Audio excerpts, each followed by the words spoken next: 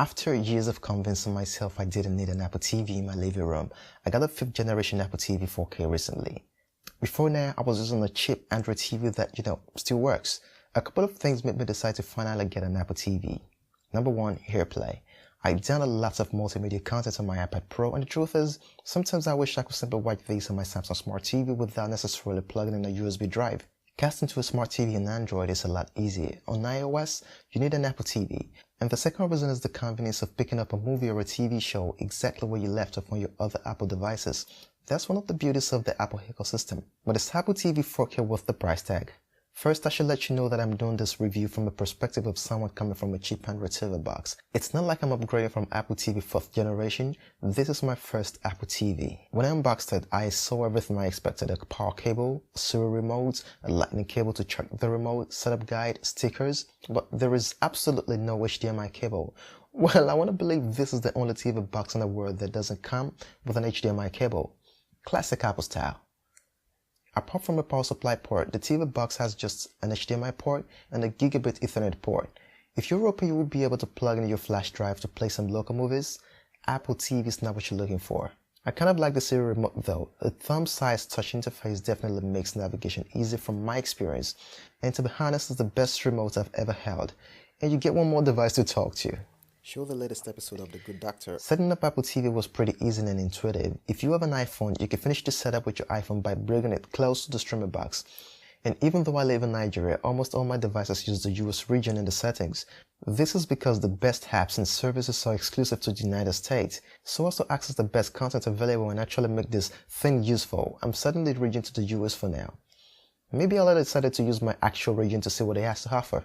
Interacting with tvOS using the remote is smooth. The UI looks pretty good, and this unit runs tvOS 11.2.6. There's an update already to tvOS 11.4, which I'm gonna do later. As much as I hate typing with the remote control on my Android TV box and using DualShock 4 to type on the PS4, Apple TV lets you use your iPhone or your iPad to type on your TV. It's one of my favorite features. Apart from a good user experience, what most people actually want from a streaming box is great content. What is delivered and how it's delivered.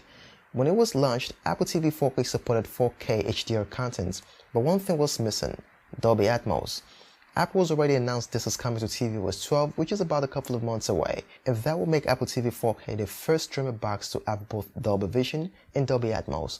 Although Apple TV works better with a cable TV subscription, I'm unable to use this feature because my cable TV provider is DSTV and it's not on the list. This provider is a multinational company that doesn't have an Apple TV app. I had to stick with free content and movies I purchased from iTunes. Talking about free content, there are lots of them. I've been watching NBC and lots of other free channels. There are also several applications you can download from the App Store offering free movies and live streaming like Tubi TV, Pluto TV, and many others. I do lots of shopping on Amazon, and as an Amazon Prime member, I have free access to thousands of movies and TV shows on Prime Video. For the first time in a while, I'm putting this to some good use. So the thing is, whether you live in a country where Apple TV is fully supported or not, there is still lots of content to watch. If you're an AV nerd, you're just gonna love Apple TV 4K, HDR 10 and 60Hz, Dolby Vision, Dolby Atmos surround sound and all. But if you're hooking up your Apple TV to just a full HD TV, the highest resolution available is of course 1080p. This streamer box delivers the latest in audio-visual technology. With exactly the same A10X feature chip on the iPad Pro, Apple TV is meant to do more. It's built to handle some serious gaming, but unfortunately, games available for tvOS are pretty much limited. Even though you can use the remote to play games, pairing my SteelSeries Neighbors controller gave me some nice game experience. I particularly enjoyed playing Playdates inside on the big screen with the controller. Old games like Minecraft, Asphalt 8, Mortal Kombat 5 are available on tvOS. However, the biggest and most recent hits on iOS are all missing. For reasons best known to Apple, Safari does not come with tvOS. You cannot use your Apple TV to surf the internet. My PS4 console has a web browser. This Samsung Smart TV has a web browser. My cheap $40 Android TV box has Google Chrome, but Apple TV? But that doesn't take away the fact that this is indeed a great home entertainment gadget. Coming from Chromecast, an Android TV box, streaming on my game console, I think I'm gonna be using Apple TV 4K primarily for streaming now. So is Apple TV 4K really for everyone? I don't think so. I personally think it works better for people already in Apple's closed ecosystem. It doesn't take peripherals through USB, but I'm actually seeing less need for this. The touch interface on the remote eliminates the need to have a mouse. Typing on your Apple TV using your iPhone or your iPad eliminates the need to get an external keyboard. MFI game controllers are all wireless.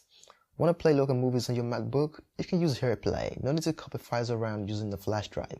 You should already be used to all this if you use an iPhone or an iPad. That's why I said Apple TV is great for people already in Apple's ecosystem. If you're not, there are cheap alternatives you might want to consider.